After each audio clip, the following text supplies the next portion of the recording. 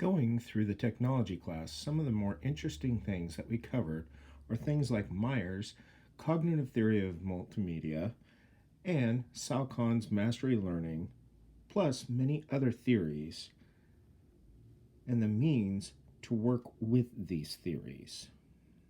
From applications and other tools that are available to the skills and resources needed to use these tools and applications.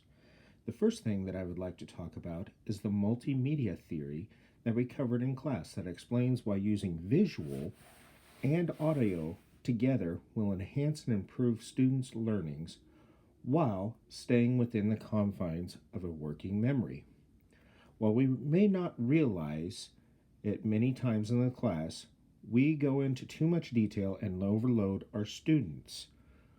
A method by which we can alleviate this overload is by using the web-based site BrainPop, which has short, easy-to-follow videos that stick within the working memory time frame and inform and build upon prior knowledge. Not only is it easy to use, it provides just the right amount of information for the subject that the students can grasp the key parts that are being covered in the videos. Using both this theory and the tools and resources together is something that I think we can use in my future practice as an educator that can stimulate my students' learning, and by using the quizzes to check for knowledge, we can also review the materials that have been covered in class.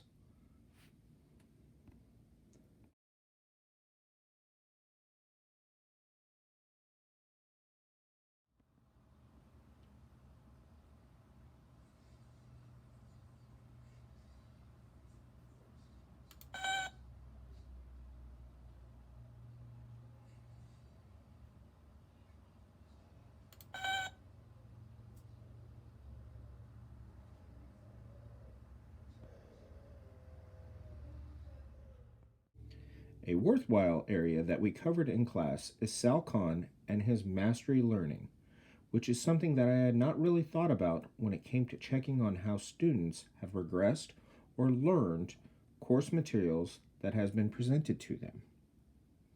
Mastery learning is something that as educators we are trying to teach our students up to, but we also have standards that we must adhere to that make this a little tricky at times.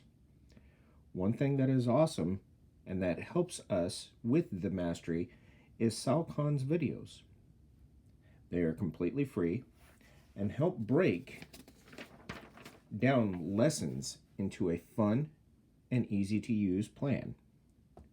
These help the students build mastery of a particular skill or area of a subject so they can move on to the next step. Mastery learning is not grade-based like our current school system, but is the mastery of a specific skill or subject before you can move on to the next area. Khan Academy is in step in the direction of moving towards mastery. One thing that can help this, a tool called Kahoot, which has short tests that we can develop on our own or can find online that the students can take tests on. Each one of these tests falls into a different category, and it's easy to use. Unfortunately, there are moments on these tests that can frustrate and scare some students. Many of these tests are time-based. Being time-based, some students may stress out, some students may thrive under it.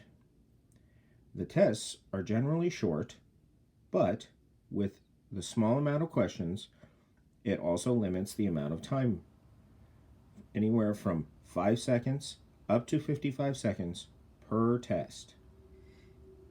All of these different tools and resources can be used in the class while also be used as an at-home assignment that these students can do and advance their own learning while making the subject more interesting and not overwhelming.